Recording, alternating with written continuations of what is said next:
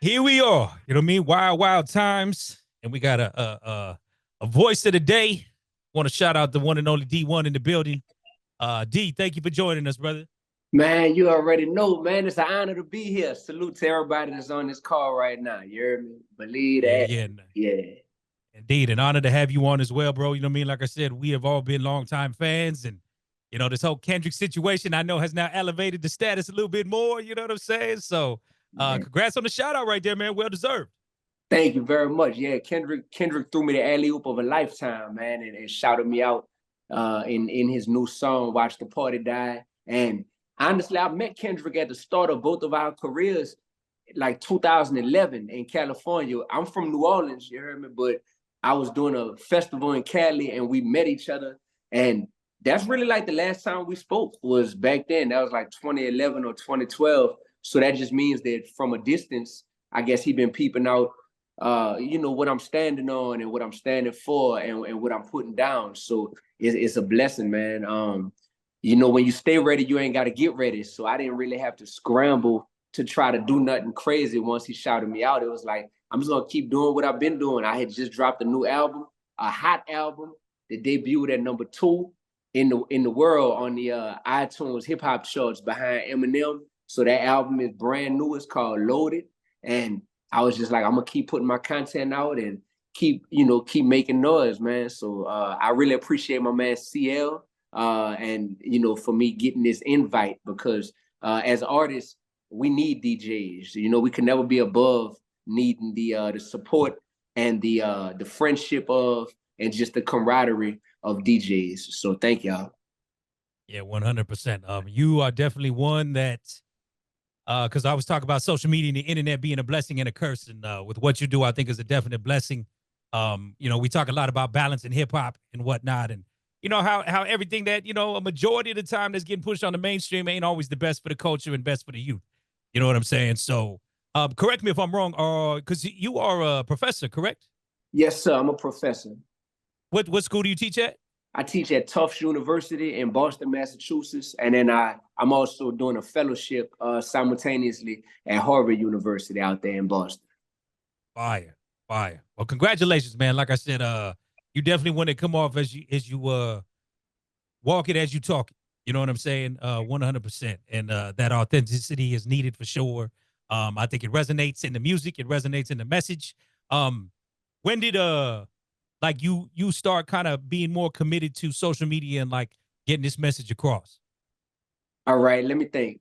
So social media, I'm not naturally a dude that wakes up and wants to put my whole life on social media. Like I'm a chill, laid back dude. Anybody who know David, not just D1, but David from New Orleans, they know, like, man, David just a real laid back dude.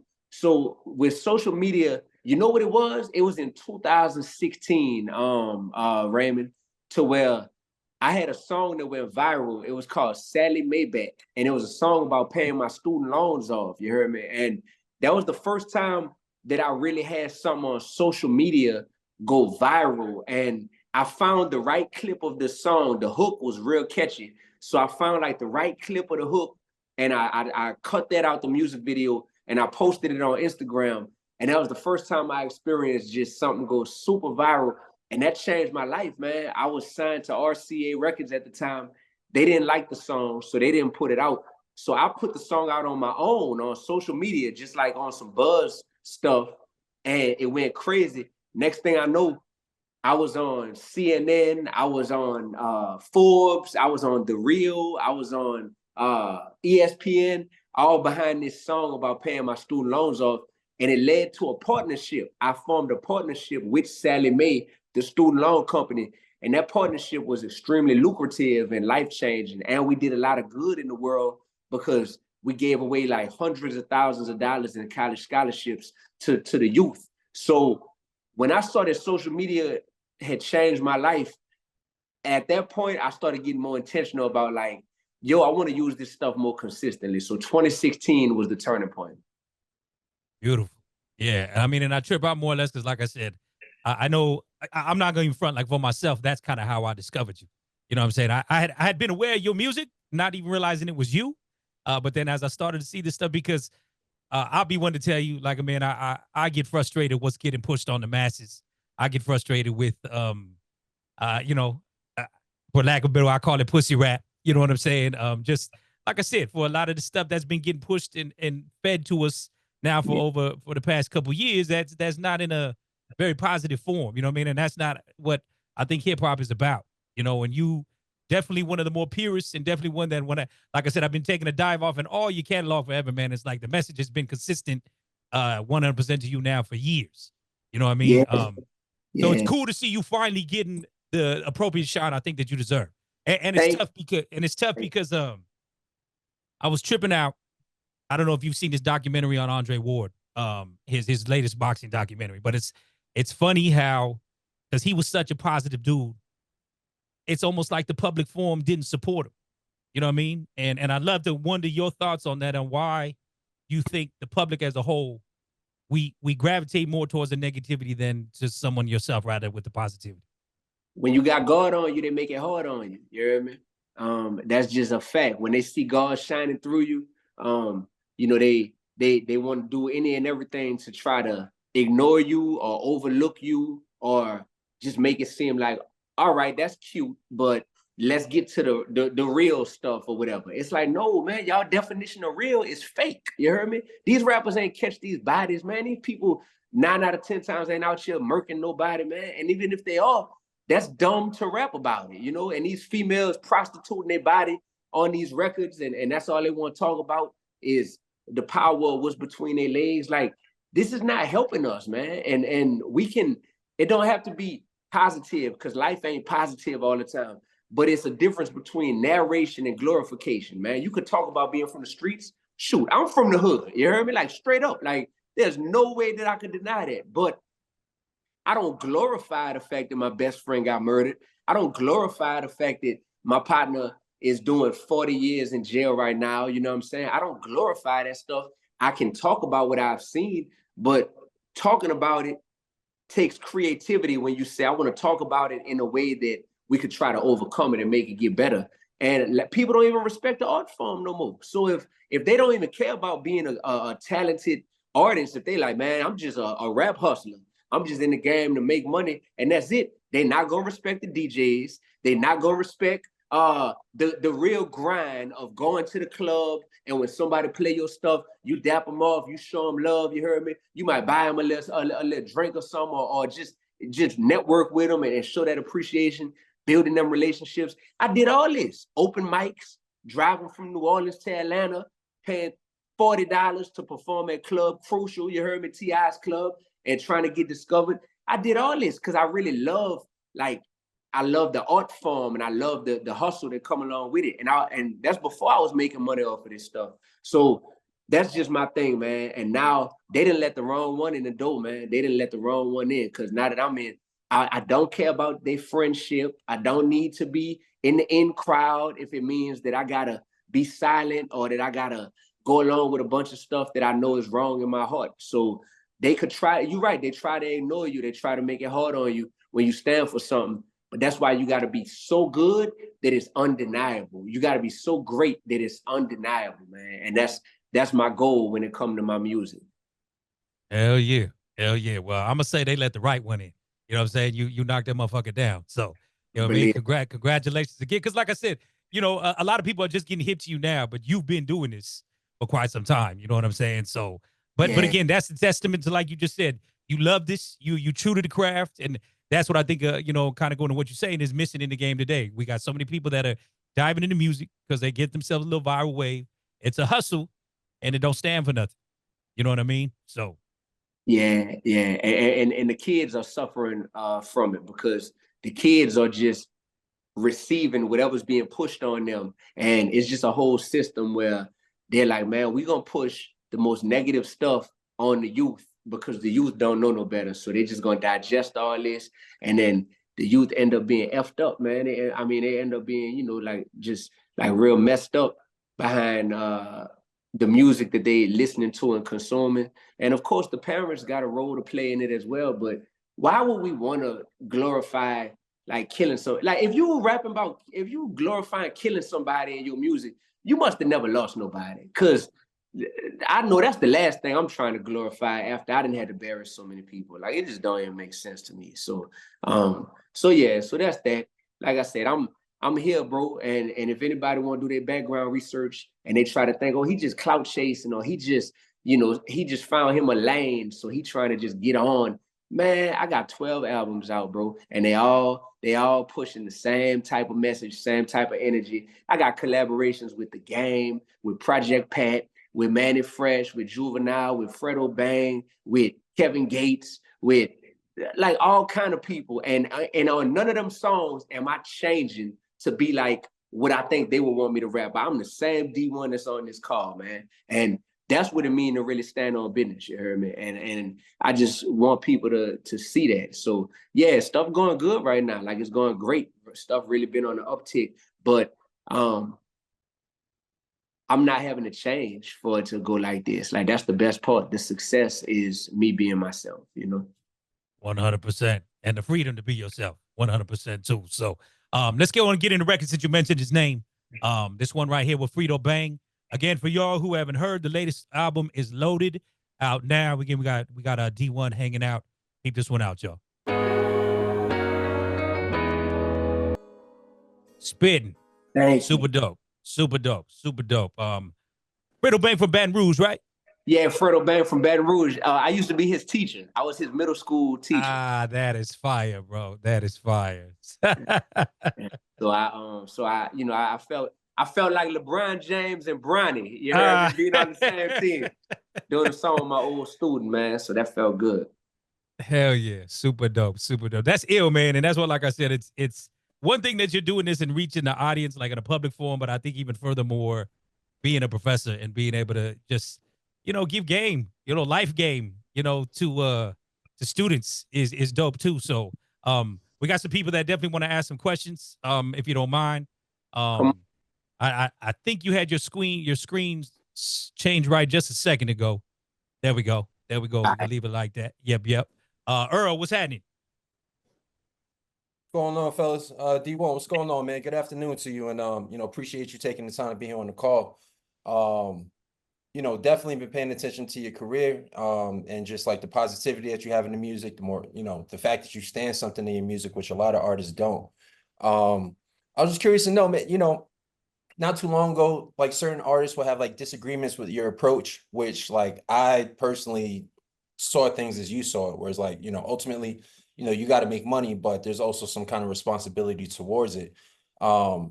Just curious to know, like over the span of time, especially like with the recent shout out from Kendrick, like how things may have shifted even when it came to like communication or relationships with artists that may have previously had disagreements with you.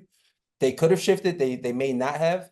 But that's the first part. And then the second part was just an appreciation of the artists that you have been collabing with may not in the majority of their music carry the same message of you, but I appreciate the way you kind of put the medicine in the candy, you know what I mean? Similar to, not to compare you to homie, but like Kendrick and Gunplay on Cartoons and Cereal. When you see that title, or like Kendrick and Gucci Mane, right? Like you're putting the medicine in the candy, where like a lot of people are going to tune in interested in your word and what the artists are doing, but they hear like an entirely different perspective on it. So I mean, yeah, from like the previous things, like have more artists or more people, more colleagues of yours been kind of seeing your perspective? And then secondly, when it comes to that music, like what's giving you that idea to go forward with it? Yeah, that's a great question, brother. I appreciate that. So recently it seemed like the momentum shifted my way, man, to where a lot of tastemakers in the music industry are just coming out and saying it point blank. They're like, man, D1 was right, man. D1 was right all along with what he's saying about the culture. One of the biggest to come out and just say that point blank was Charlemagne. He went on the Breakfast Club last week, and this was after Kendrick shouted me out, after I did my response song to Kendrick, which we definitely got to play that one. It's called Call It Like It Is. But Charlemagne was like, you know what? I went to the crib and I turned on TV, and they had Young Dolph's trial with his killers on trial, talking about, how they killed him. And then they got Young Thug's trial. And I'm just seeing this and I'm thinking, and he was like, bro, it's just so like depressing to be like, this is what hip hop then turned into. He was like, man, D1 was right, man. Like what he's saying about the culture, like it's time for a shift. So Charlemagne recently said that. Then people been tapping in, bro, like crazy. Big Sean showed love to the song "Call It Like It Is." He went on my Instagram comments and was showing love. And Manny Fresh, you know what I'm saying? And Manny Fresh then produced all of the hits, mostly that have come from my city, from New Orleans. But me and Manny been knowing each other for a long time. And he was like, whether you agree with him or not, D1's voice is needed, you know what I'm saying? And what he's saying, like, he ain't never been scared, you know? So it has been a lot of people all of a sudden showing public support. It's easy to privately DM me and show support, but people coming out publicly saying, yeah, like homie really right, you know, with what he's saying. And that feels good. It feels good. The artists who I kind of had some public back and forths with, like a few months back, like Rick Ross was one of them. We haven't communicated. So, you know, that'd be dope if we could communicate one day, just to, you know, just as men, just to be able to communicate and see what's up. But like when Ross had got into that fight in Toronto, you know, I went online and publicly was like, I'm not happy to see that. Like, I'm not rooting for Rick Ross to get punched or beat up or anything like that, because I don't have no ill will towards him. I want to see the best for all of us, you know? So I made sure to publicly go online and show that type of support, even if he and I had a back and forth. Meek Mill, we haven't communicated. Me and Jim Jones have communicated. That was somebody else who we kind of had like a back and forth publicly that, you know, didn't come across good at first, but we've been communicating some. But I look forward to more communication, because communication is going to lead to unification inside the culture. You can't just say, all right, all the conscious rappers, y'all stick together.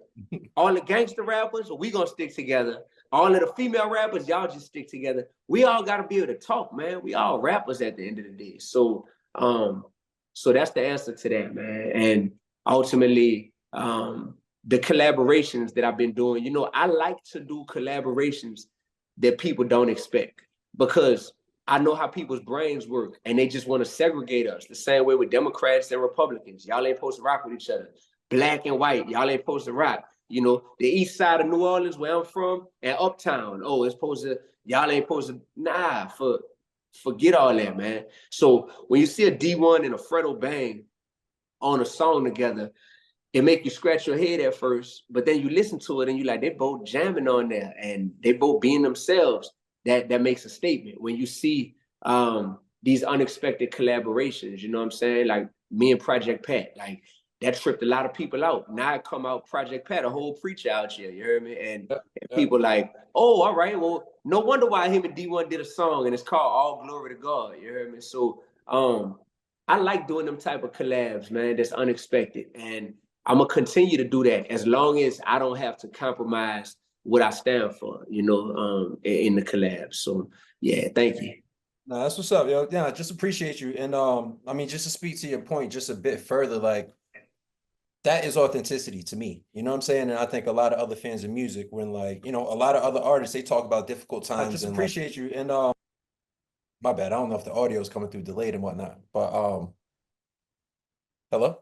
Yeah, I'm here. I'm listening. Yeah, my bad.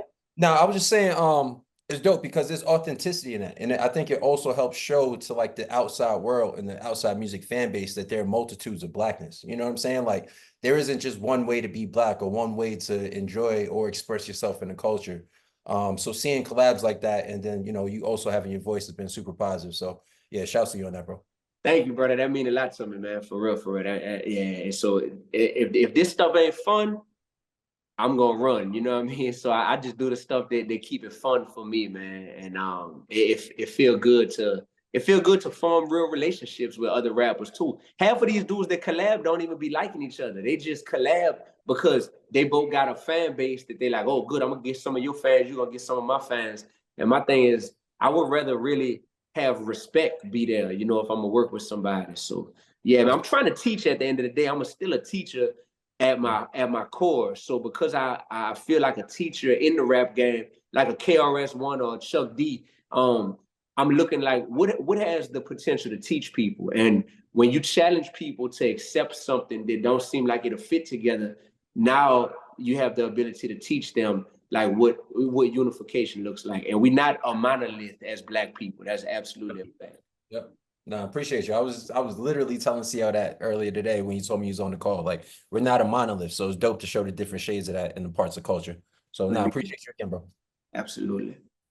Hell yeah, hell yeah. Big Red, let me play a joint and then we'll come right back to you if that's cool. All right, what worse? So again, let's run into this Call It Like It Is. Like you said, Let's take a little go. page from the Kendrick joint, you know what I mean? Let's go.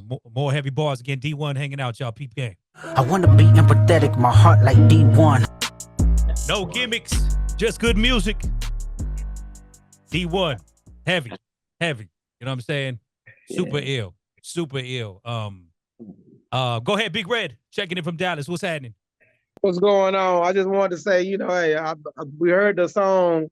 Was it last week we played it, Raymond? Last week y'all played. I think we did. Yeah, I think we did last week. Yeah. And like I said, even though then it was fire then, you know what I mean? I just want to say, D1, thank you for taking the phone call, man, being on the call, man. Good to actually see you in the flesh, man, and and explaining everything to us. The shout out to Kendrick Lamar for shouting you out and you putting it in there. So I like the flat line with the heart deal. That was pretty dope with the song. And man, one question I wanted to ask you, as far as being a professor and then balancing a music career, how working for you? Man, I recorded my whole album, the album Loaded, that's out right now. I recorded my whole album in my office, at the university, man. So I just be like, blending my whole life together. So my office, where my students come and meet with me, once it's 5 o'clock and ain't nobody else in the office, I turn that thing into a whole studio. You heard me? So I did the whole album from my office, bro. Like, them people know I'm a rapper first, so they don't try to stop me. They encourage all my music stuff, and it be a lot because I still do concerts and I'm about to go on tour, 22 city tour starting November 11th. So like it be a lot, bro, in terms of flights and back and forth and all that. But I'm making it work, man. I'm making it work. You feel me? So yeah. That's what's up, man. Like I said, we need more people like you, man, because again, African American professor, you man, and young and providing, knowledge instead of just providing, I want to say the negative, the negative narrative to hip hop, and again, calling out these people to let them know, hey, this is what hip hop really should be and how people should really stand on business, when it comes down to hip hop. And I give you was off to you for standing on business and standing on hip hop, man. And appreciate you being on the call. Thank you. Thank you, my brother. Thank you. That mean it. That mean a lot. Yes, indeed. Yeah. Yes, indeed. CL, what's good? Dallas is one of my favorite cities, by the way, man. I love me some Dallas. Come on now, man. We go to House Chicken and get some good stuff, man. And Believe that. You know what I'm saying? We gonna hook it up. You come to Dallas, we're gonna make sure we tell you a good time out here, man. And then Big Red will cut your hair too. You know what I'm saying? Go promote the barber services, Red. Oh, hey, absolutely. DJ Big Red. But look, you see I'm locked up, he locked up too. So if you need to get an edge up, I got you, baby. Believe it. Look for me. DJ Big Red on the cut, baby. The cut app. Just go to the cut app. You'll see when you get to Dallas. I'm on there. Matter of fact, 5-star barber on top, baby. Oh, believe it. What up, C? See, Big Red ain't playing. First of all, yeah, shout out to D1, man. Been knowing you a long time, and you always were the same. That I can testify to. Great to see you down there at Earning Your Leisure as well. Spreading positivity and energy in these positive circles. And just overall proud to see that you sort of you stand on your own 2 feet, never folded, and yeah, it's that balance we talk about a lot here on the call that's needed. So just giving you straight props for that. I had a couple questions, one question, but in terms of the project, definitely want to make sure that we get the Djpacks from you, because a lot of people would, I think, want to support, but they don't necessarily have the access to the Djpacks and music. So more than anything, I guess, I I wanted to bring that up to make sure that we got those because you know, I think the instrumental, the acapellas, all of that stuff will just help push everything a lot bigger, especially with all this energy you got. So just wanted to bring that up. But in terms of like looking back on your career and you know, lots happened, you know, any moments, lessons that have been critically impactful beyond some of the things you mentioned before that's helped you with your personal growth and success? I would say what has been a particularly impactful moment in my career that's really helped me with my growth. You know, for me, it's when I get to connect with fans and when they tell me how much my music and even just my movement, what I represent, has helped them in their life and provide motivation for them to finish school or to get up in the morning and, you know, go to work to a job that they might be, you know, not really in love with, or to fix their marriage. And, you know, when somebody tell you they were suicidal, but your music really helped get them out of a dark place, and they say, I got closer to God by listening to your music. Those moments always remind me that, like, you can't put a dollar amount on a real connection that you're able to make with somebody. And anytime a rapper passes away, I always think, like, you know, rest in peace, Rich Homie Quan. That's like the most recent that I say we all, you know, were aware of.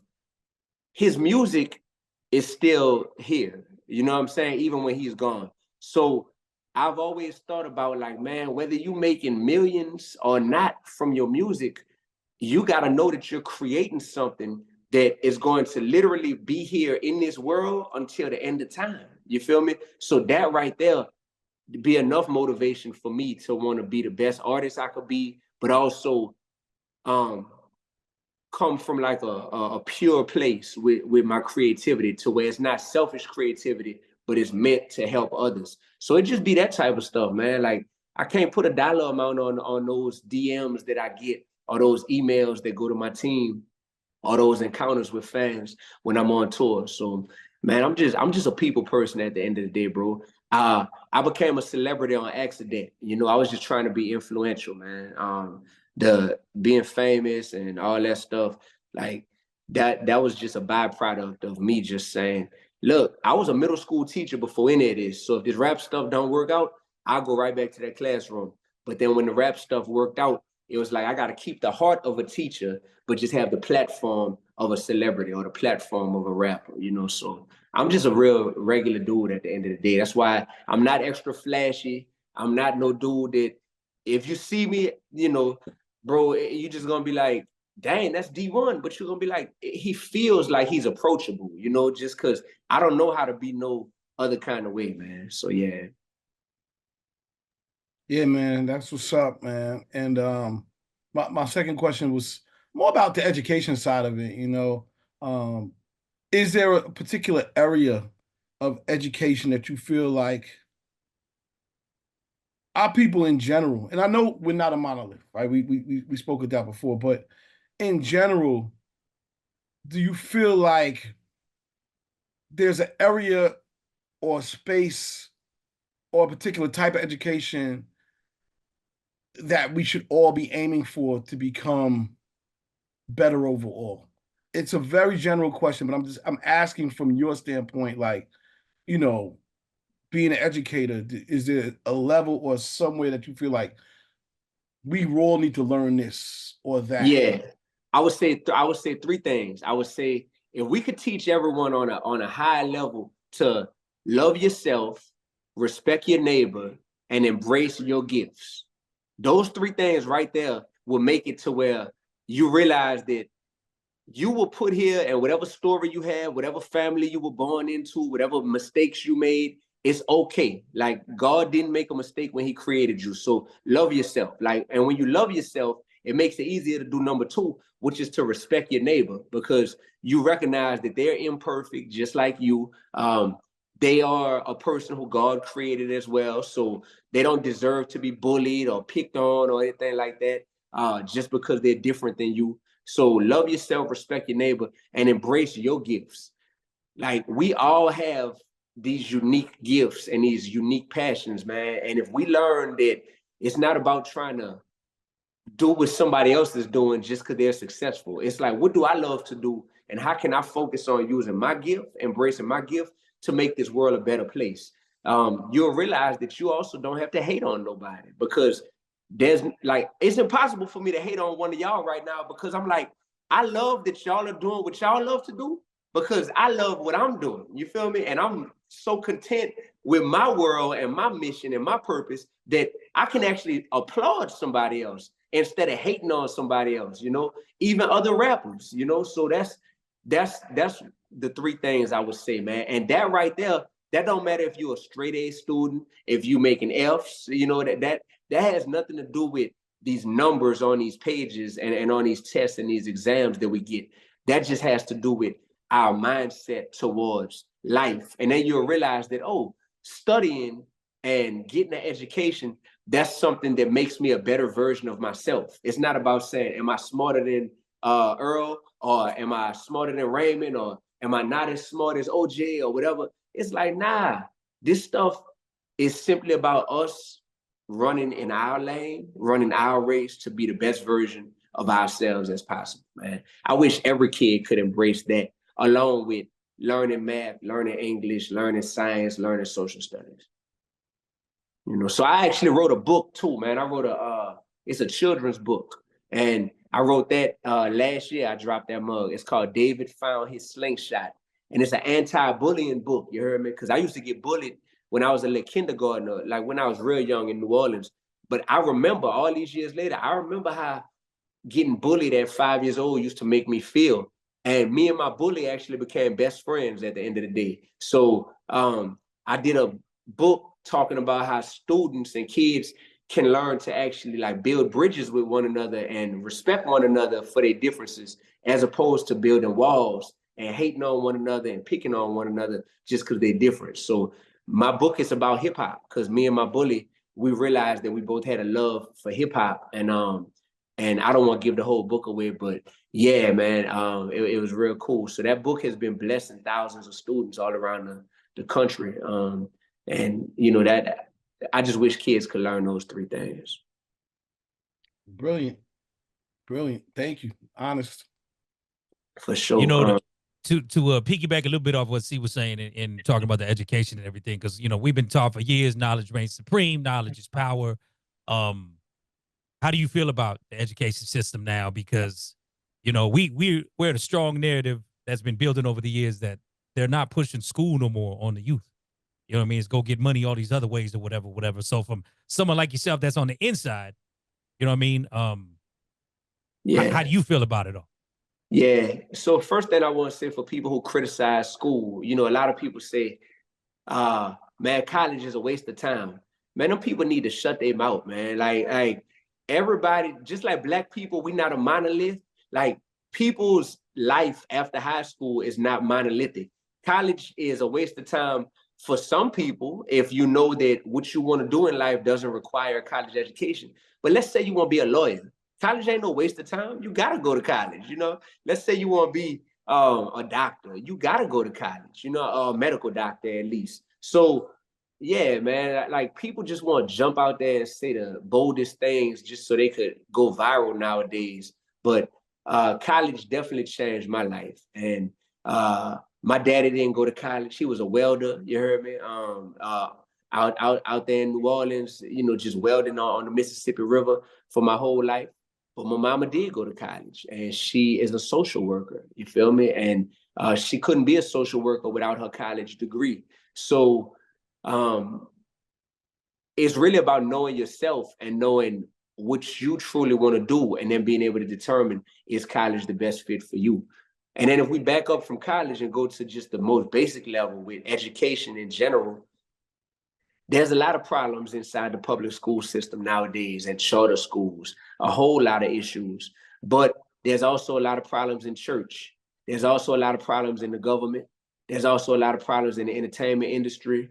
There's also a lot of problems in the club scene. If you're a DJ, like there's problems in every industry that exists in this world. So we have to choose to simultaneously address the problems while still extracting the good that is present there, you know. And once again, people act like they can't do two things at the same time, bro. I promise you, I could tap on my wristwatch and talk to y'all at the same time. Like I could do both of these, you know. It's not that hard to do two things.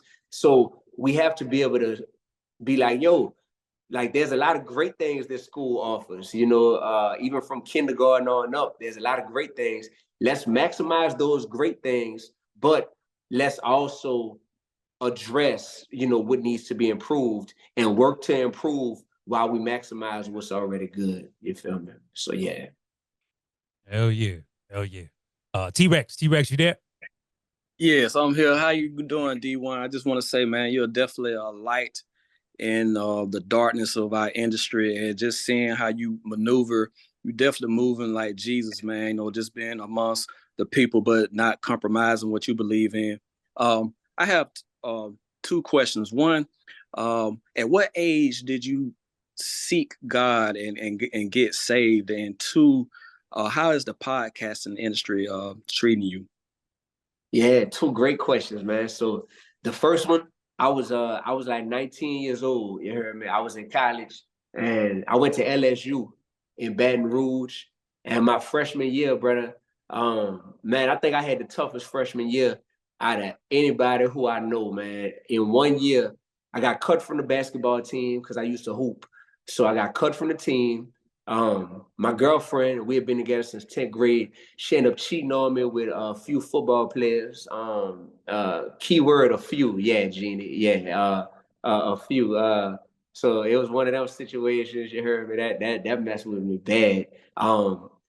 My best friend, well, one of my best friends in New Orleans got murdered. My freshman year, he got murdered in Pontchartrain Park, and my roommate freshman year, that was my partner from high school, and we stayed in the same dorm room, and he started selling dope our freshman year. He wasn't that type of dude at all. Like this dude family had money and everything. Like he just was trying to fit in with the streets as a college student, which is weird. But we ended up falling out because he started selling dope. He ended up getting arrested and all that stuff and kicked out of school. But all that happened freshman year, bro. And so everything I had built my identity on got stripped away from me all in 1 year. And that's when I truly was like, I need to pledge allegiance to somebody or something that ain't gonna cheat on me, that ain't gonna cut me from the team, that ain't gonna, you know, be able to get killed, or that just ain't gonna like switch up on me. And that's when I realized, like, man, God, yeah. And I could have found a lot of things. I could have found the streets. I could have found a whole lot of stuff that freshman year, but I found God, bro. So I was 19 when I made that decision to really like, hey, I'm giving my life to Christ. You heard me? And I'm gonna ride this thing called life all the way out on, you know, on in God's army. And it didn't make me a different person. It just changed how I look at all the things that's going on around me. So it didn't make me not want to rap. I had just started rapping, but I was like, if I'm rapping, I don't need to. I used to be rapping about killing people, and I ain't never killed nobody. I used to be rapping about selling dope. I ain't never sold no dope. I used to be rapping about smashing dudes' old lady, and then dudes were smashing my old lady. You know what I'm saying? So it's like I just was like, nah, bro, like, why? Like, why? And I just started looking at the world different, bro. So it really helped me, man. And I would encourage anybody, like, when you put God first in your life and make everything else around you just make more sense about how we should be approaching this. So that's the answer to the first question. And the second question, podcast industry. DJ Headrush said 99% of this industry is fake. I agree. You hear me? I might say 99.9. You hear me? So yeah, but you know, we here to give people hope, man. They got to see that you could be peaceful and be positive and still be profitable. You know, a lot of people just afraid that they ain't gonna make no money if they don't conform to the negativity. And I'm like, shoot, my bag up, and I ain't never have to bag up. You heard me? So like, people got to know that. But the podcasting industry. I just recently launched my podcast. It's called Flipping Tables with D1. You heard me? Flipping tables, just like Jesus had to go flip some tables one time when he saw how dudes was cutting up inside the the temple, and being disrespectful to God. So it's called Flipping Tables with D1 because I think that's what I'm doing in this world, is flipping tables, man. Showing people like I'm not weak. You're not finna punk me. You're not finna bully me. Like, nah, none of that. I'm standing on business for real. I just put my 4th episode out on my YouTube channel yesterday. So far, the industry is good, man. I kind of wish I'd have got into it sooner because I be going on Instagram Live so much that I'm like, man, that could have been a podcast all them years. I just be on Instagram Live just talking, you heard me? And I'm like, that could have been a podcast, but it's cool. It's cool, no regrets. And yeah, the podcast is out right now, and I'm looking forward to continuing it, man. Like, I don't want to be a quitter, so I'm at least gonna do it for like a whole. I'm gonna stick with this thing for at least a year, and as long as the people keep watching it and keep sharing it and all that, we almost got 200,000 subscribers at this point on my YouTube channel. As long as people keep sharing it and engaging with the content, I'm gonna keep on providing it. That's awesome, man. God bless you, man. Thank you so much. Absolutely, brother. Absolutely. Miss Jeannie. You on mute, Jeannie. There you go. I don't have my glasses on. I was looking for the microphone. Yes, bless up. My name is Jeannie Sweetness. I represent the Caribbean here. I'm an executive. I'm not a DJ, but I enjoy these calls because I do get to learn more about the hip hop industry, where it is now. That being said, you guys have said education so much, but I have not heard you speak about the intersection of hip hop and social culture. That's my class that I teach. I know. That I never heard you speak on it. So I would love to hear it in your own voice, because I definitely went and when they said that you were coming on today, so I wanted to know a little bit more and see if that's something that you wouldn't mind speaking about, the intersection of hip hop and social change, please. Yes, absolutely. So that's the name of my class, y'all, that I teach at Tufts University, the intersection of hip hop and social change. In the class, man, last semester was so lit because we get to do a brief history of hip hop and showing, how it started out in the 70s and what it was originally like rooted in terms of the message and the foundation of hip hop. So we talk about that. And these are 18-year-olds and 19-year-olds that I'm teaching. So for them, this is very new information that they're being exposed to. So showing them about that, showing them the progression of hip hop through the 80s and the 90s and all that. And then as it becomes more and more commercialized, showing them how a lot of the messaging started to change. So we talk about how hip hop is so powerful and people have used it. Oops, there we go. People have used it to make positive change in the world. And we show all these examples of hip hop artists and hip hop fans coming together to push a certain cause, or maybe making a song that makes you more aware about gun violence in the community, or makes you more aware about the drug epidemic to make you not want to do that stuff. We talk about that, but then we talk about the ugly side. And hip hop has taught a lot of people what drilling is and how to go and how to, how to load up your gun and how to go slide on your ops, you feel me? And hip hop has taught people a lot about drugs that they never knew, that make it seem cool when you hear somebody say Percocet, Miley Percocet, hey, Percocet, Miley Percocet, and all that type of stuff. So we talk about the impact that these songs and these certain artists have had on culture. And then we so one assignment that I made my class do last semester was they had to write a letter to Kodak Black, because Kodak was locked up in jail at the time. And I know Kodak. Me and Kodak have FaceTimed each other before. We've talked on the phone multiple times. And we just met through Instagram. And I felt real bad because I know that brother got a good heart and he got so much potential, in this world, so much potential. But I also know he got certain demons that he struggles with and a lot of people that's pulling him to try to do the wrong things and lean towards the wrong direction, right? So I was like, look, class, I'm gonna show y'all the power that fans can have. Like, this man is locked up in jail right now. The whole class, all of y'all, I want y'all to write him a letter. Most of y'all listen to his music, y'all know him.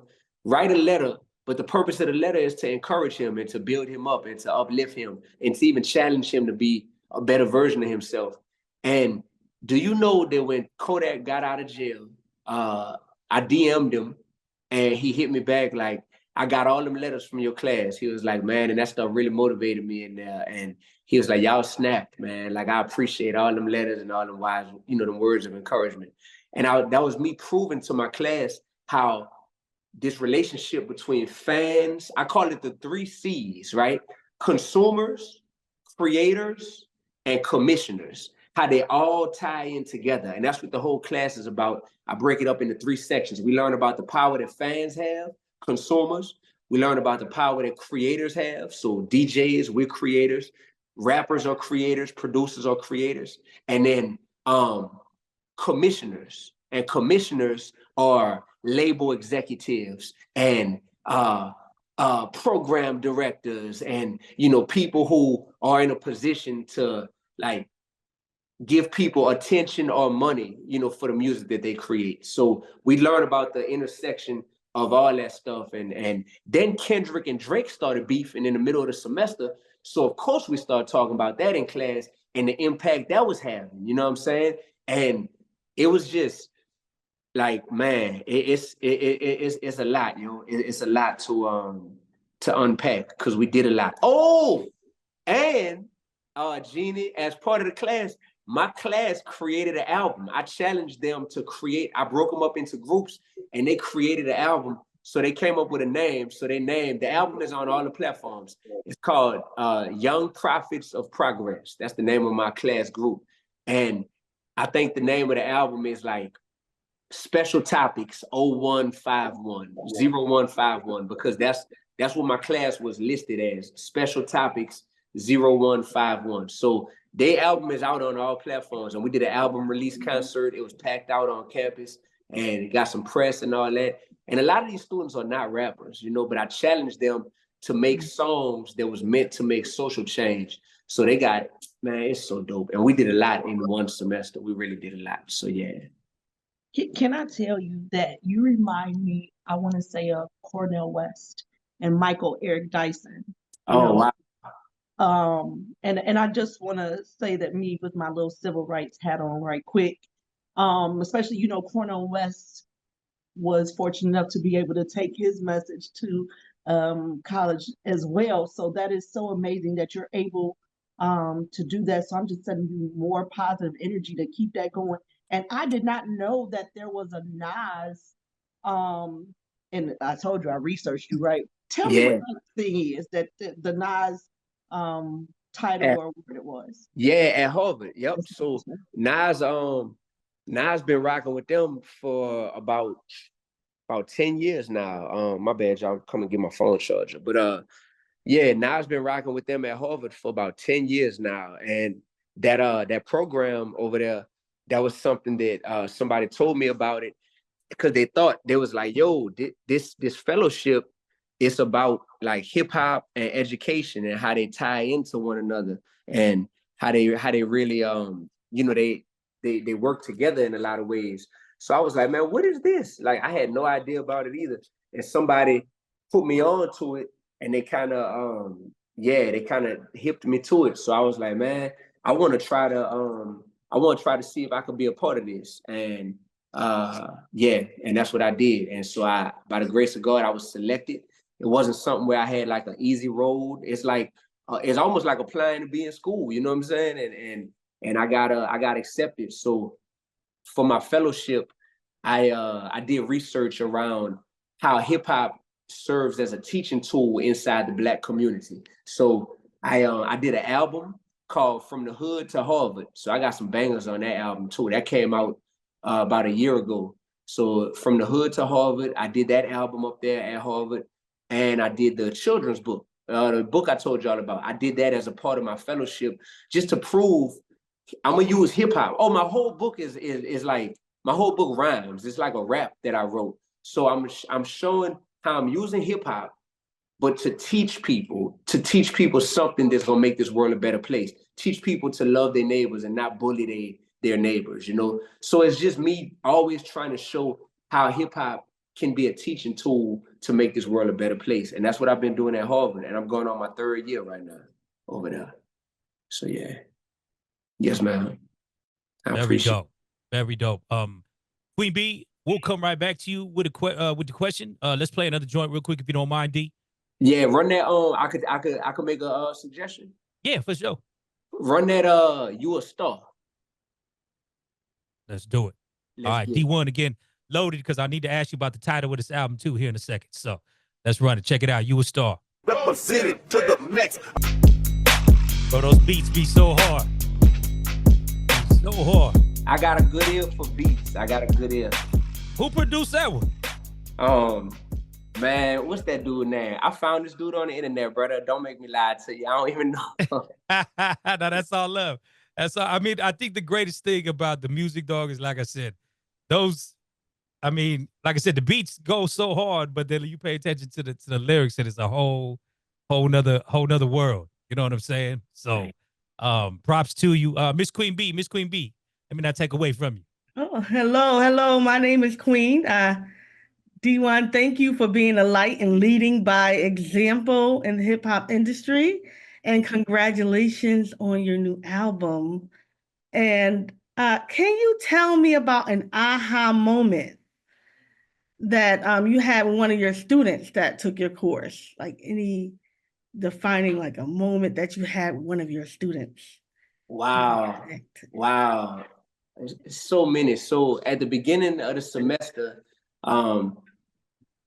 I challenged myself to really build a personal relationship with each of my students. I had 30 students in my class, and that can be a lot to try to build a personal relationship with them. But by me doing that early on, they could really tell that, oh, this ain't just a dude that's in here teaching just to get paid and then go home type stuff. Like, he really loves us and cares about us. So I would say, like, one of my students in particular, when I think about him, he's from New Orleans. His family had to leave New Orleans after Hurricane Katrina hit. He was a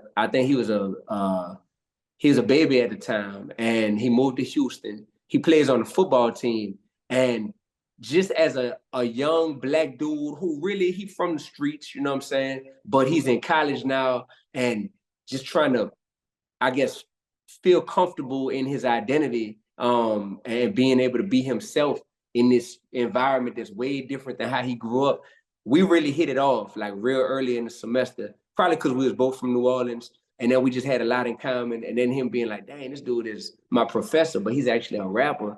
That's dope. And he became like the standout student in the whole class. Like, honestly, like he sat next to me every day.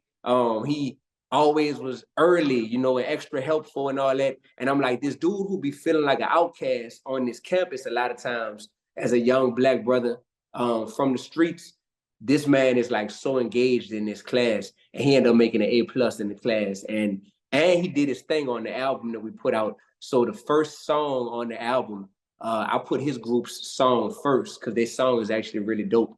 And yeah, just them type of moments where I know my students are going through things personally in their lives, but wanting my class to be a safe space for them to where they could feel good about themselves. And I got so many stories like that, but he just the first one that popped into my mind just because I just talked to him yesterday. So yeah. Yeah. What a great feeling to be able to connect with your students on that level. I know we had self-destruction. Have you ever thought about pulling some of the rappers together and doing a song on social change within the hip hop industry? You know, that idea has been brought to me by multiple people, and that's such an amazing. There's clearly something to it if multiple people have brought that to me. My question is, I was a little baby when that song came out, like, you know, literally a little kid. Do y'all think that type of song actually helps anything, or does it just feel good, just the idea of a whole bunch of artists came together, or does it actually like help anything? I think it helps, especially where we're at right now, and perhaps the cultural shift. Like I said, I think what's going on, what Kendrick kicked off, what you are feeding. I mean, I think like right off bat, you, Cole, and Kendrick it would be fucking them out of here. You know what I mean? Because y'all all spit the same message. I think the reason why it works is, like I said, because of the timing of it. I think it could help 150,000%. You know what I mean? Okay. So small piece of watch that. this, because Yeah. I'm being dead serious right now. So a song like that comes out, do y'all think that does it inspire like more artists to want to make a change, or does an artist just be like, oh, I could spit a few bars right quick on some positive stuff, but I'm gonna go right back to spitting my murder music right after this? And second question is for the fans, does a song like that like have the power to make fans be like, you know what? I want to hear more of this type of music, and I want to hear less of the toxic, you know, type of music. Like that's what I'm wondering with artists and fans. Would it really, would it just be like, that's like if you tell a drill rapper, hey, come give away these turkeys right quick for Thanksgiving. He gonna be like, oh, all right, bet. I'll show up, I'll pull up, I'll even donate some bread and give some turkeys away. Then I'm finna go right back to making my drill rap, you heard me, and doing that. So that I was curious. Y'all, well, I just think it has to be done with the right people. And like I said, right off top, you, Kendrick, and Cole come to mind. There'll be some other people, because I hear what you're saying. Because even with the self-destruction, right? It was your quote unquote gangster rappers that did it, and I hear exactly what you're saying. And the idea that they made this great song, everybody came together trying to rally the peace. Cats went right back to gangster rap. You know, so the message of what you guys do, and the message I think that could be conveyed in a song, I mean, it's as authentic as it gets, in my opinion.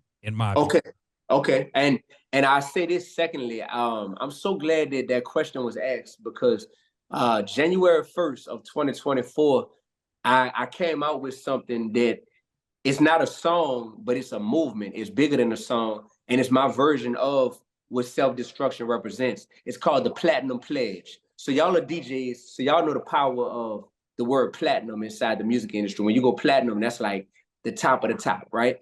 So I turned platinum into an acronym that stands for People Leading a Transformation Involving Newly Unified Mindsets. So that's what platinum stands for.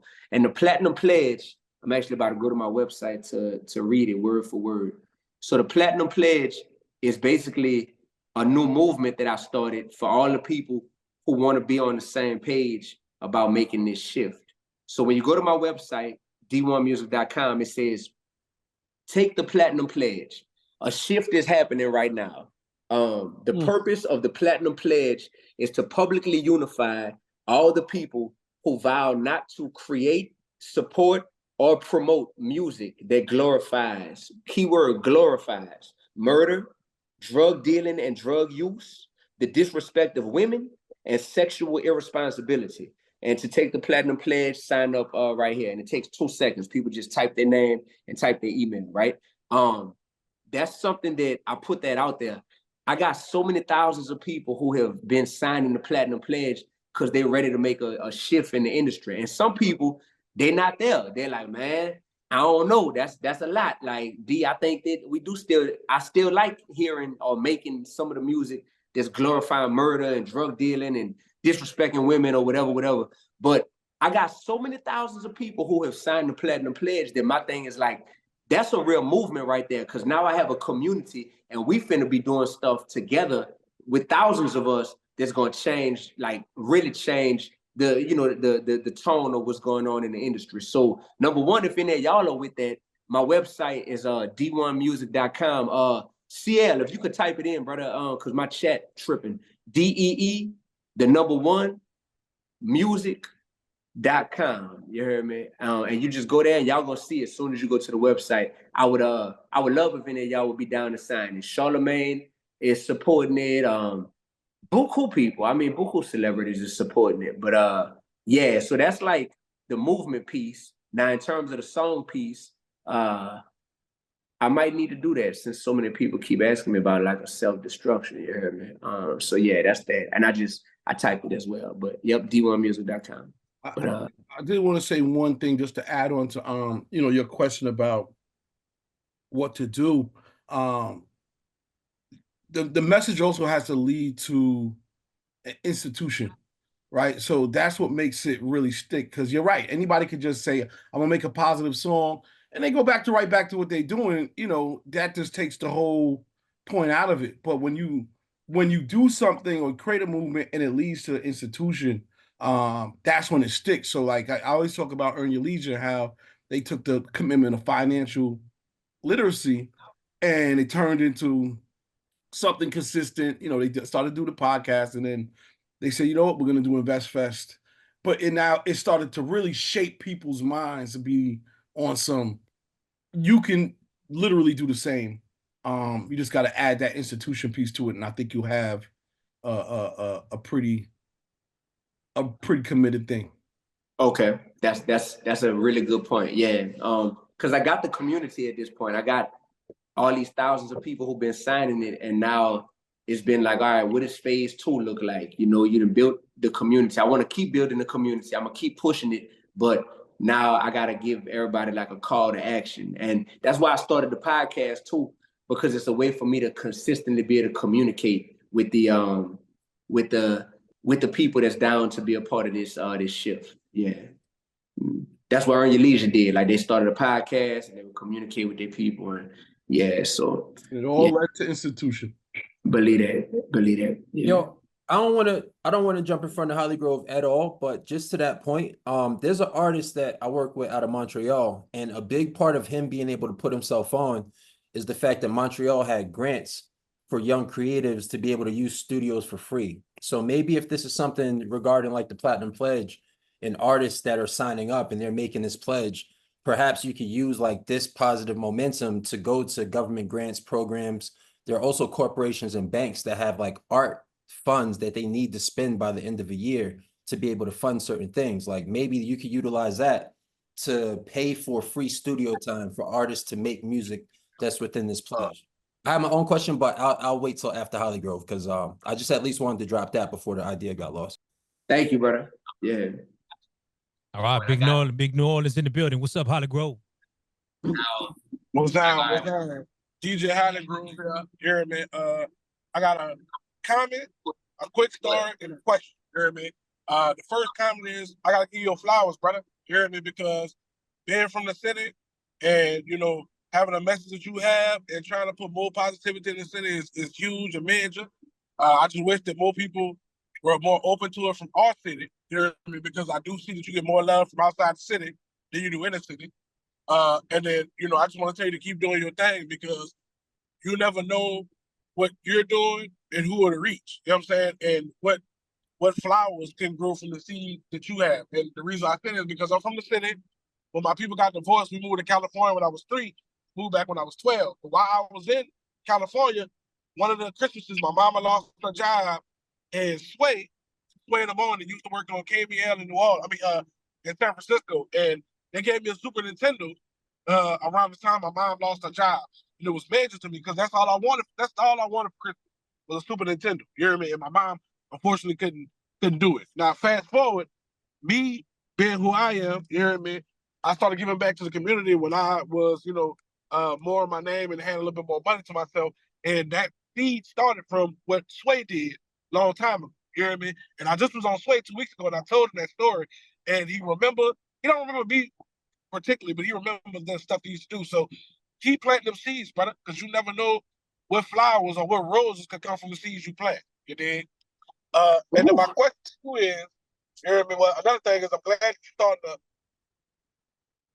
to get with DJs to put your music out because I always said you was dope, but you just never service your music to DJs. So that's important that you're on this call. But my thing is, being from the city, how did you really feel when people from the city said that you were banned from the city? And somebody who been through that, when I moved to Houston and I started DJing and started doing chop and screw music, people from the city told me I couldn't come back, which was crazy. How the hell you gonna tell me I can't come back to where I was born at? You hear me? Where I went to high school at. So how did that really, really make you feel when people were saying you couldn't come back to your own city? Man, I addressed it on the song, Call It Like It Is. I said, whoever said I'm canceled, man, I'm laughing in these people's face. I work for God, dummy. My impact could never be erased. You heard me? It's like, who is you to tell me I can't come back to where I grew up my whole life, went to high school, middle school, elementary school, played park ball, went to church, you heard me, got in fights, like fell in love. Like, man, yeah, bro. It's just the audacity of some people in the city, dog, to just feel like they got that type of negative energy that they want to put out there towards you. It's like, bro, I've been consistent my whole career, man. Like, people know what I'm standing on. And yeah, bro, like, I don't know, dog, like my mindset towards New Orleans, like I said, I love New Orleans, my city, but I love God way more. I don't care if none of y'all with me. We celebrate being stupid and everybody's so gangster. But when you clock in for that white man, you be on your best behavior. You hear me? Like, everybody always got that smoke for people like us. But when you go clock in for that white man every day, you don't take that energy over there with you. So I just be like, man, y'all need to miss me with that, bro. I'm trying to make this world better and definitely trying to make our city better. And dudes just be, man, bro.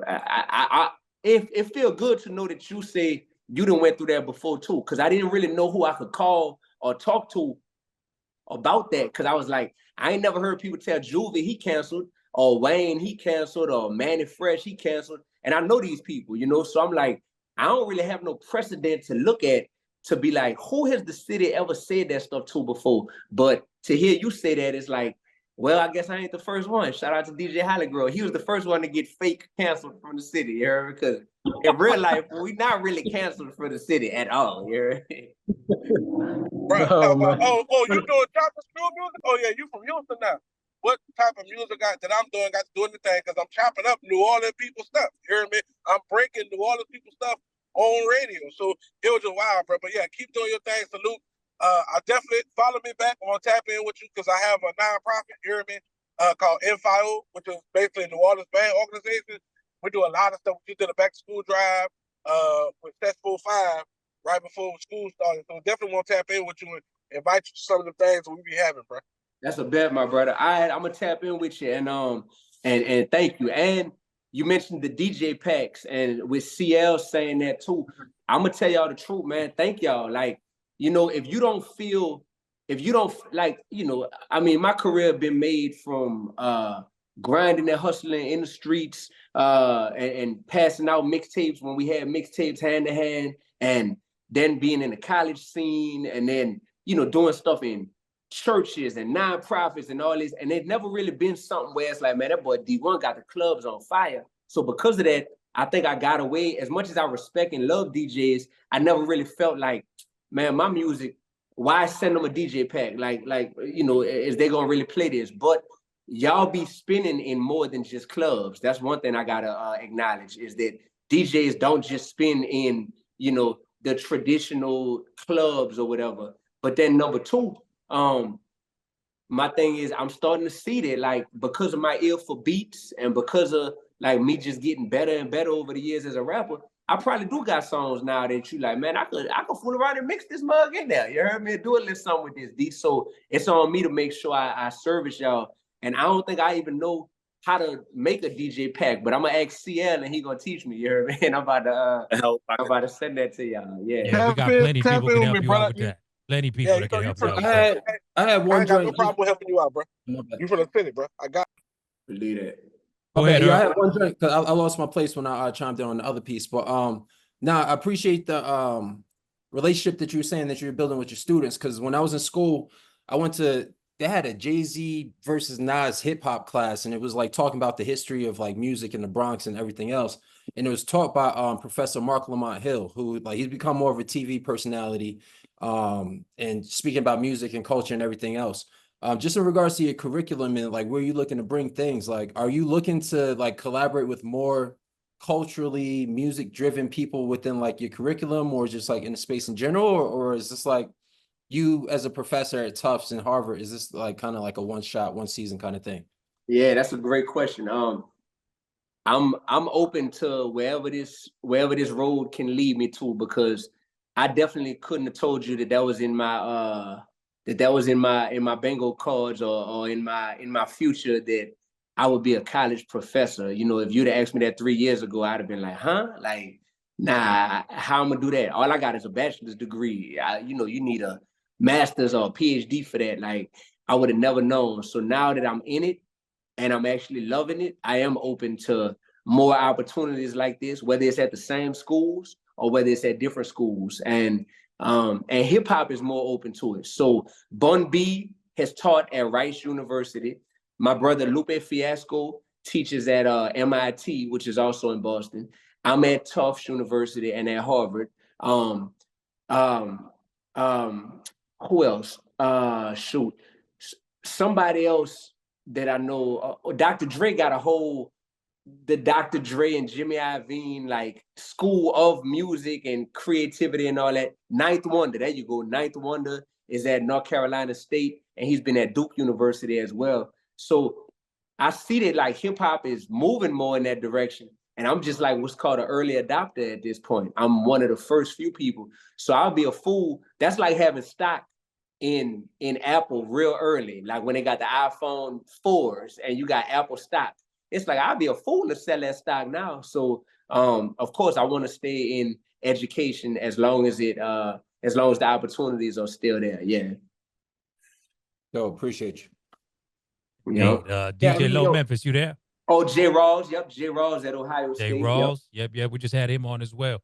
Shout out to J. Rawls. Yep. Low Memphis, you on mute. Positive music can heal a lot of people. Like the rap industry, it's so evil. It's not evil. I'm just saying, but everybody got their own way how they rap their music or whatever, how they make their music, whatever. But if he a positive, it's like saying it's healing. It's very healing. You can bring some positive to the world.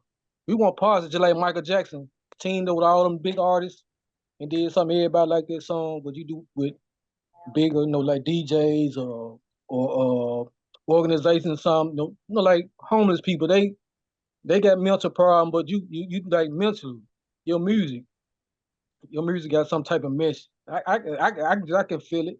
It just got some type of message. Like it ain't like nobody else. Everybody got a different message than music. Thank you, brother. Everybody do.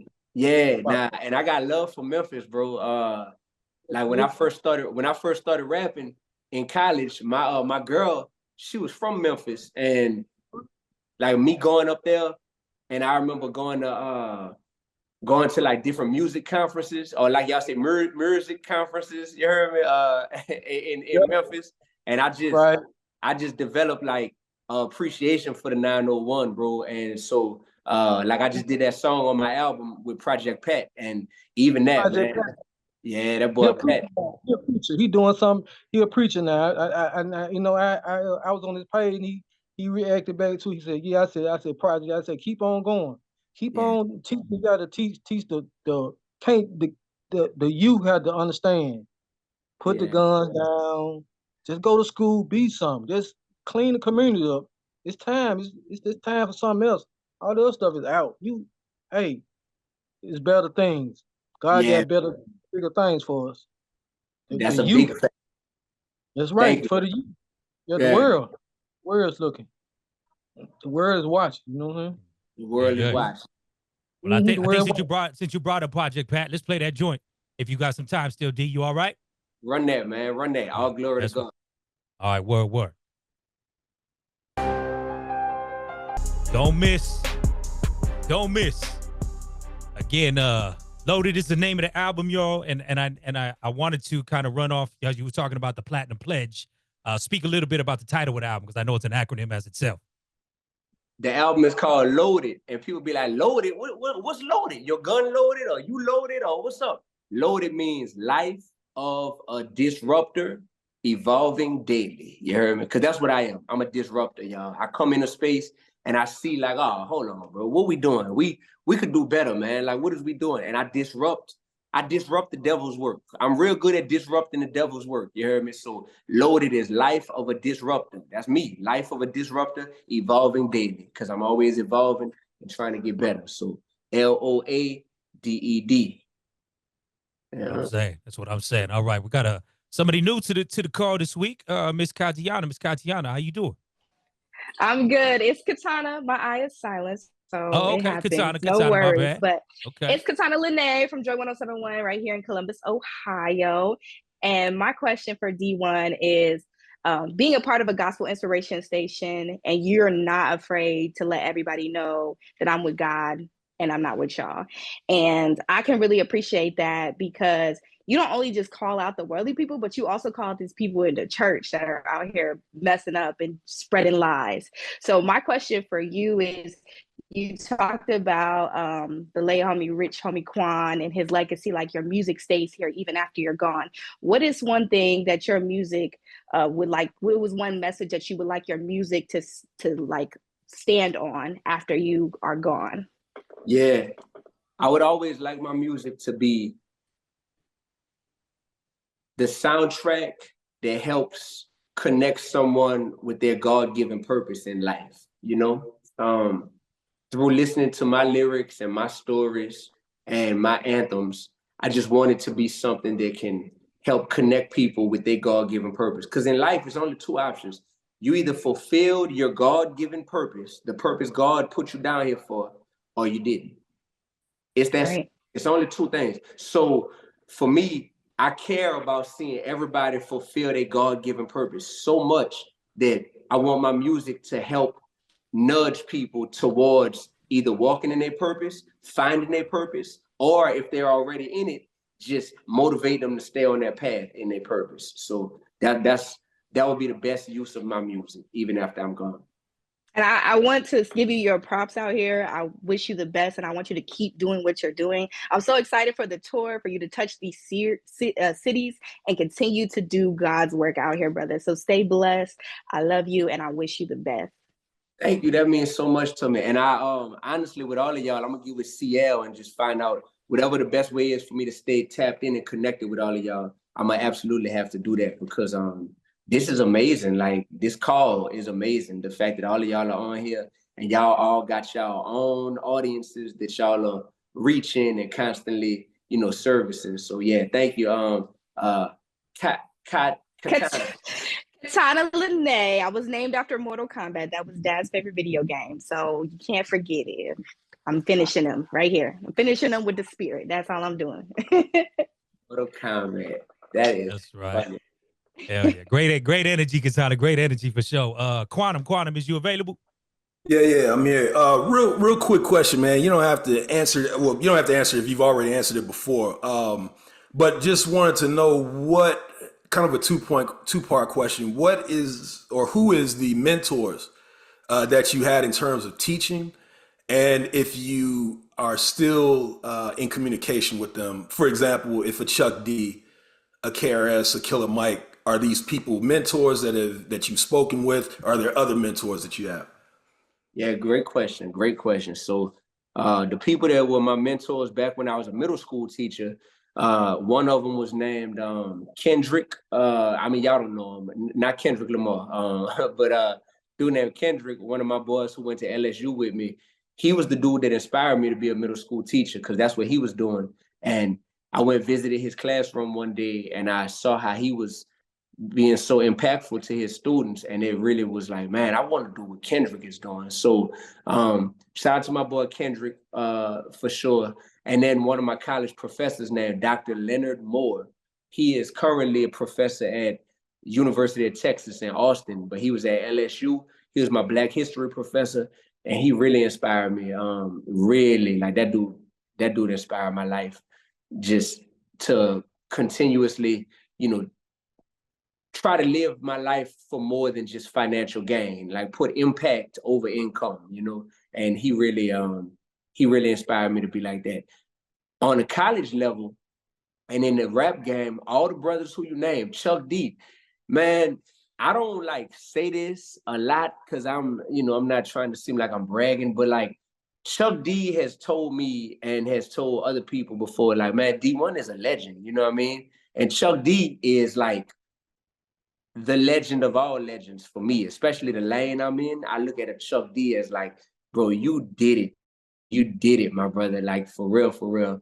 And so for Chuck D to look at me like a legend, man, that stuff means so much to me. So yeah, we've been in touch. We've been in touch multiple times throughout my life. And even now, like we got each other's info and we tap in. KRS-One, I met him once this past summer. We had a show together in Virginia Beach. So I met him out there. And I'm just inspired by KRS even from afar. So when I met him, we didn't have that much time to really chop it up and build, truthfully speaking. But I'm so inspired by his interviews and by his music and all that stuff that it don't even matter to me that we ain't get that much time to build in person. Like that'll happen if it's meant to. But definitely inspired by KRS. And then you named Killer Mike. Man, I went on my first tour with Killer Mike. I was signed to Grand Hustle Management at the time. So it was, T.I. was locked up, but we went on tour as all the people on the management roster. Me, Killer Mike, Young Dro, and I saw y'all had Young Dro on the call, which is dope.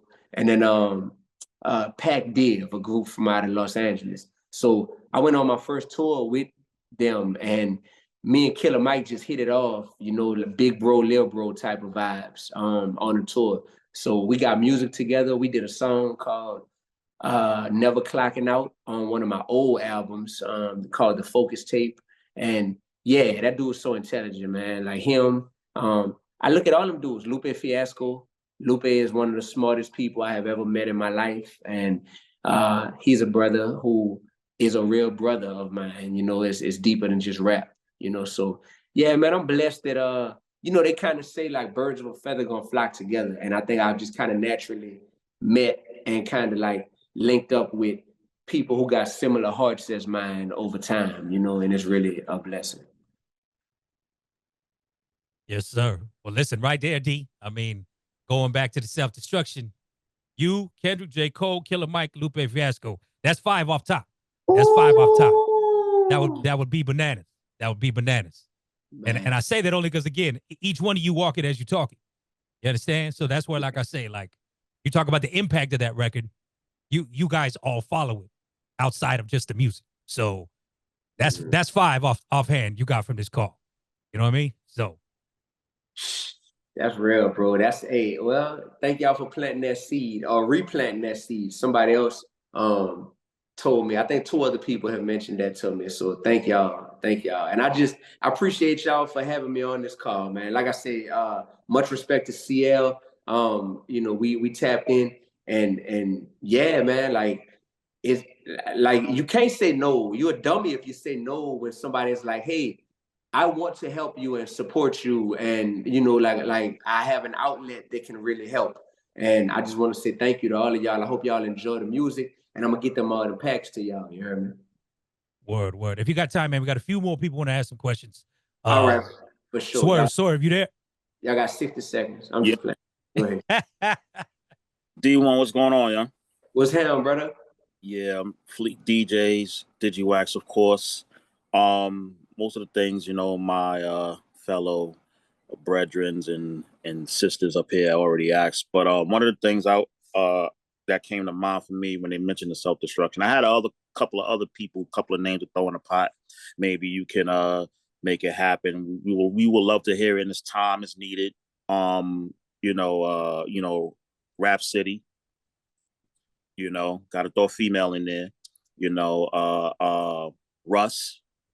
Russ, you know what I'm saying? For some of the newer people. But one of the things I thought of is like it'd be dope if we make this happen, and by next year, 2025, I'm from New York, I'm from the Bronx. You know what I'm saying? Yes. KRS-One, lived in my area where I'm actually from. So it was great last year. They did last year when they did the concert on my block.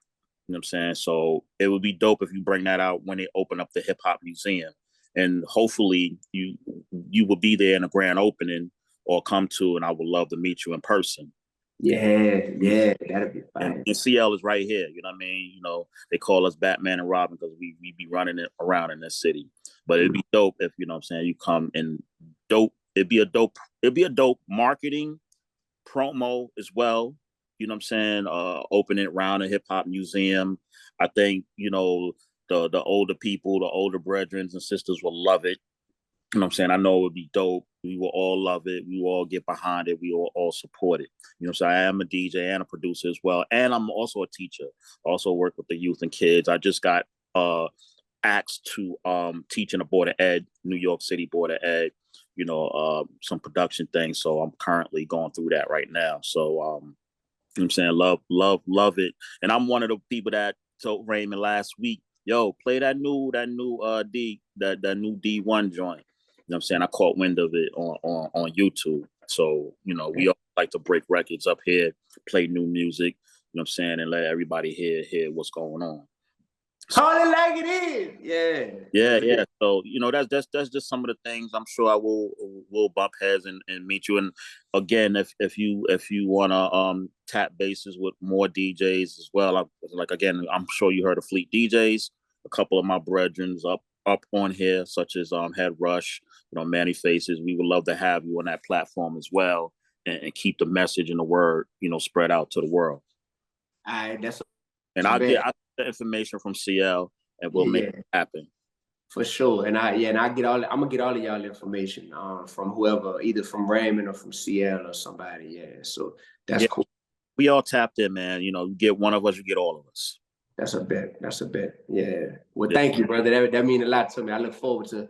I did something at the museum, the small one, not the big one that's being built, but the small one. I did something there with Spliff Star, Busta Rhymes dude, and then with Dead Prez. We did something. All three of us did something there a few months back out there in the BX. So yeah, I hope I could be there for the grand opening of the big one.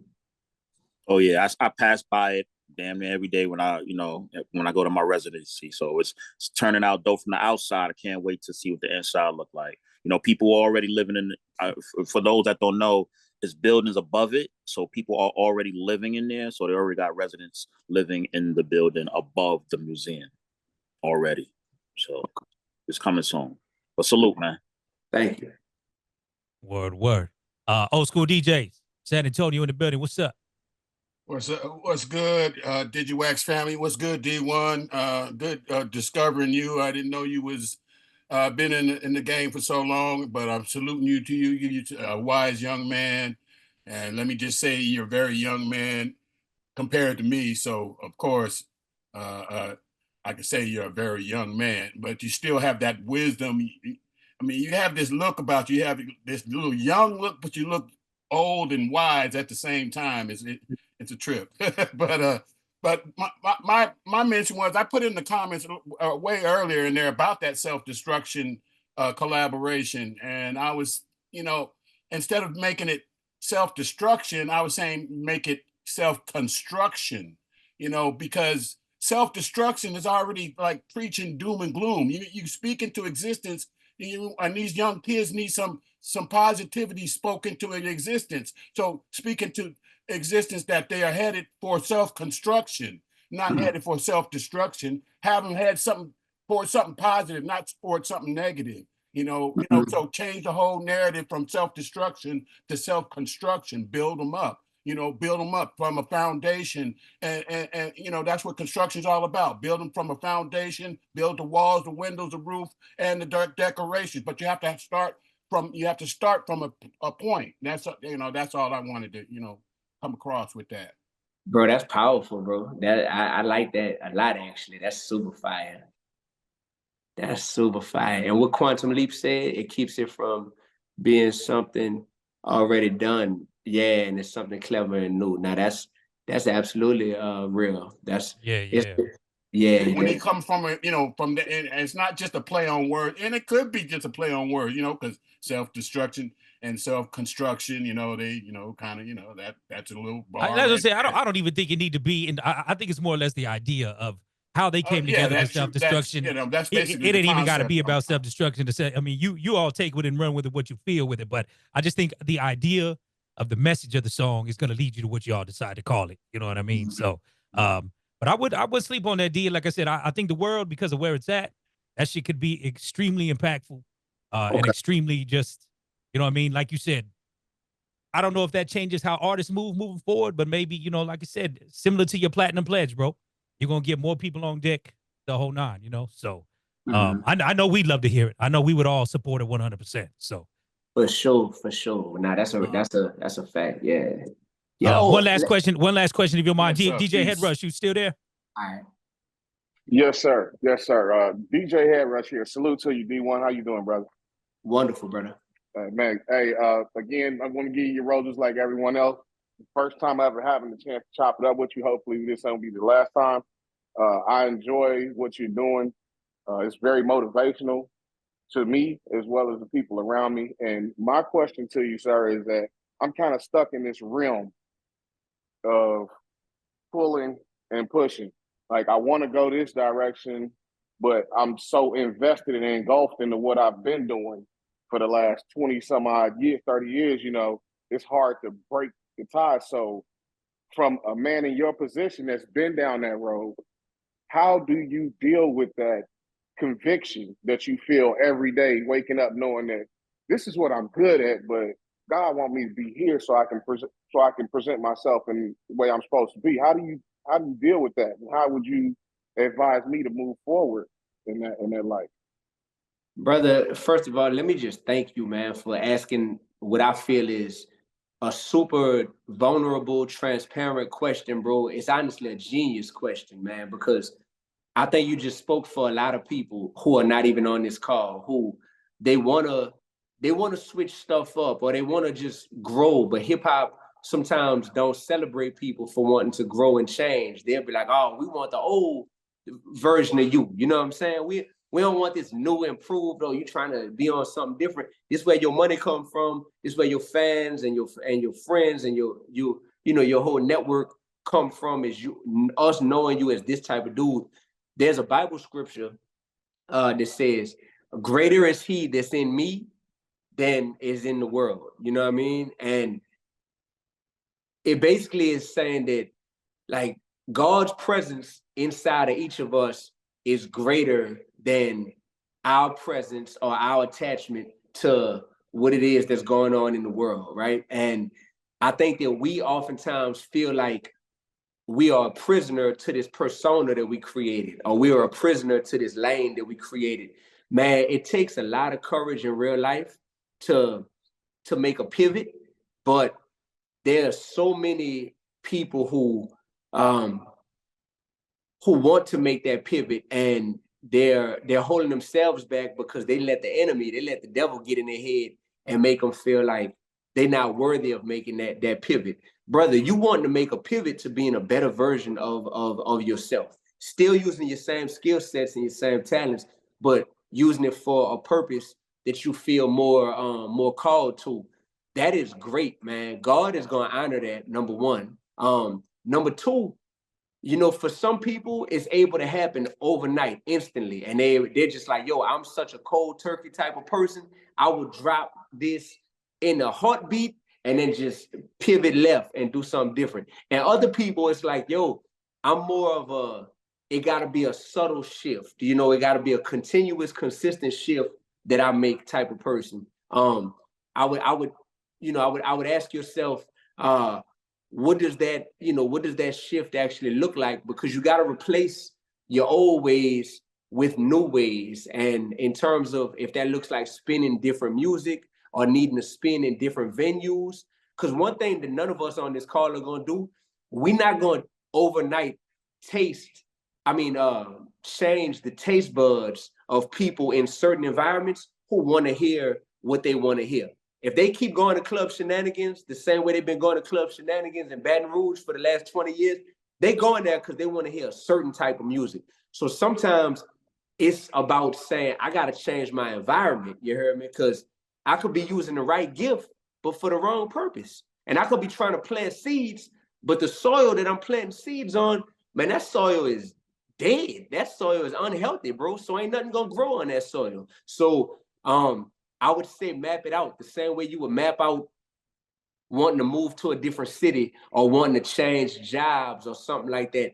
Really map it out. I had to map out what it was going to look like to quit my job as a middle school teacher to become a full-time rapper. It was like, this is going to be way different, but it's something I know that I want. The fact that you asked me that question, matter of fact, I'm going to screenshot this so I don't forget your name, bro. Because, bro, oh, shoot. Hold on. Dang. How I get back on here? Hold on. See that? There we go. All right. Like, how I do the screenshot? There we go. Bro, I know that there's a lot of people, and I'm friends with a lot of DJs who feel the same way you feel, bro. And if it was a quick, easy 30-second answer I could give, I'd be like, oh, this is what you do right here. But I think that it's a matter of mapping out what that transition looks like and then being committed to that transition over time, because it ain't just a snap of a finger. It could be a snap of a finger thing if you just want to give up something. But if you want to give up something and replace it with an alternative, that takes a little bit of research, that takes real commitment. But the fact that you even asked that question, man, like, bro, it's honestly like a dream come true for me to hear somebody speak to that. And I want to be as much like, I'm gonna pray for you tonight, bro. Like, I'm gonna like literally keep you in my prayers, because I just know that it's gonna take a lot of people who got the courage that a DJ Head Rush has to say, man, I still want to use my gift. Like, I want to be a DJ, I want to be a rapper, I want to be a producer, but I want to use it for a different purpose. And I've been doing this for 20 years. So how do I do that? That takes humility, that takes humbleness, that takes vulnerability, and it takes skill, bro. And it's gonna take a lot of that, man. So just know you got an ally in me in wanting to, like, you know, where you based out of?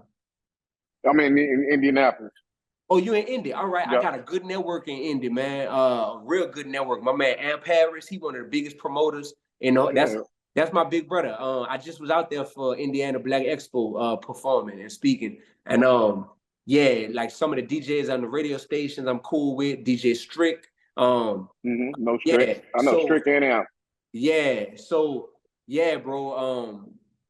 I'm glad you asked me that, bro. And just know that all the things I said, it take a combination of all those things. But it's encouraging for me to even hear somebody being like, yo, like I want to do that, you know, and it's not easy, brother. But we're gonna see to it that it happens, and we're gonna all see it through the completion, because that's how that shift is gonna happen in the industry. Is a whole bunch of people who got good hearts, but who just been like doing one thing for so long, but their heart is in a different place now in life. It's just helping them navigate how to make that transition. And we actually got to be able to do that, bro. And so you got a friend, a brother, and an ally in D1. Just know that.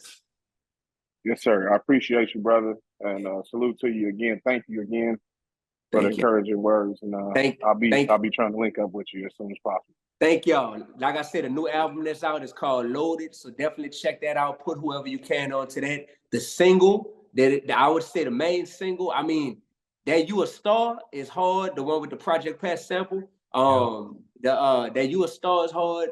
That Call It Like It Is hard. Y'all the DJs, so y'all can tell me what y'all feeling. But I feel like those two really like go super hard. The one with Project Pat, that mug hard. I know that only work in certain environments, you know, that all glory to God. But it's still a dope song. And yeah, that Call It Like It Is, though. I think that and that You a Star, them the ones. I'm gonna get y'all the packs. If y'all agree that them like, hey, that's two that we could really do some stuff with, I'm gonna get y'all the packs, man. And whatever love y'all could show, man. Just know this young brother from New Orleans named D1 will be eternally grateful. You heard me? 100%, man. D, listen, we appreciate you 100%, bro.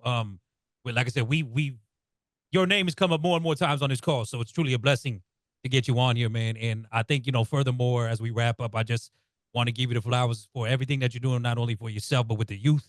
And, you know, for me as a parent, you know what I mean, it's cool to find people like yourself, because it's like similar to what you was talking about with the song that you've had your, you know, hesitancy about doing, is because, you know, it's not what the youth, what they hear is what they see. So I think beyond your words, they see you walking your talk, you know what I mean? And I think that's just super important, super valid for them to buy into it, you know what I mean? Because the youth is not stupid, you know what I'm saying? They very much not like, oh man, you preaching this, but you over here doing this, you know what I mean? So just continue with your gift, continue with your blessing, man. CL, did you want to wrap up with anything, brother? No, I just wanted to say again, thank you, and you know, we'll follow up everybody with the DJ packs and just make sure that you know everybody has access to the records. They all bang for sure, and Yeah, great beat selections are crazy. Beat selections are crazy. It's crazy, and everybody just helped break the music. You know, actually, you know, I know everybody spins, and I know a lot of time we do go out and break records, but break D1. I think you know he deserves it because he is bringing the balance to it, and it bangs. And it can bang next to anything. So go out here and support the brother. Oh, I just want to say one thing to D1. This is Swerve speaking again. I got $5 from a random person at my residency to play one of your records. And I didn't have it in I didn't have it in Serato at the time. I had usually I carry my my tablet with me, so I have a USB board. So I went, you know, to the site. It was on, you know, of course, on the streaming platforms, and I played it. But she gave me the money first before she even asked for your song. I just want to tell you that I never, because I get requests all the time, but she was the only one ever in the spot I'm in, been in it about a year now. She put the money in my hand first. So that sign of respect. Then she asked for the request. I wanted to just tell you that. And she asked. What city? What city? I'm in New York. I'm in New York City. I'm the one that asked. I'm from the Bronx. I'm the one. Yeah. Oh yeah. Yeah. Oh my bad. You was on the camera before. I see you. Okay. Dang, bro. Say, bro. That's the type of stuff that motivate me. The question they asked me earlier, like what motivates me, it's that type of stuff. You know what I mean? And that's the type of stuff that make me fool around and go write a whole song about a lady like that who I don't even know. You know what I mean? Because it's just like, dang, like for real. So thank you for telling me that, brother. Thank all of y'all, man. Like.